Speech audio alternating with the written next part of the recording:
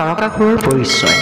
তাৰকাসুৰ আছিল অসুৰৰ ৰজা বাজাংগ আৰু তেওঁৰ পত্নী বাজাংগীৰ পুত্ৰ। তেওঁৰ তিনিটা পুত্ৰ আছিল, তাৰকাক্ষ, বিদ্যুৎমালী আৰু কমলাক্ষ, যিসকলক একেলগে ত্ৰিপুৰাসুৰ বুলি জনা যায়।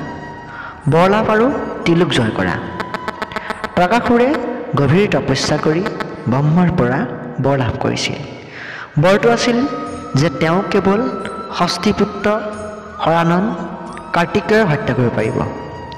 এই বৰৰ বলত তেওঁ অমৰত্বৰ দৰে শক্তি লাভ কৰি স্বৰ্গ, মৰ্ত্য আৰু পাতাল তিলুক দখল কৰি লৈছিল আৰু নিজকে তিলুকৰ অধিপতি বুলি ঘোষণা কৰিছিল।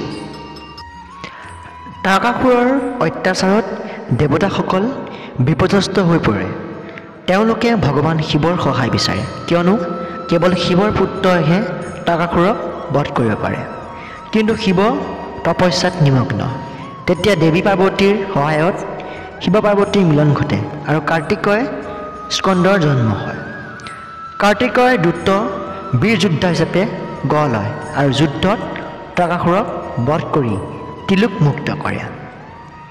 তাৰকাসুৰৰ বধৰ কাহিনী ষষ্ঠী পূজা, বিশেষকৈ পশ্চিমবংগ, অসম, উৰিষ্যাৰ সৈতে জড়িত, য'ত কাৰ্তিকেয়ৰ জন্ম আৰু বীৰত্বৰ উদযাপন কৰা হয়।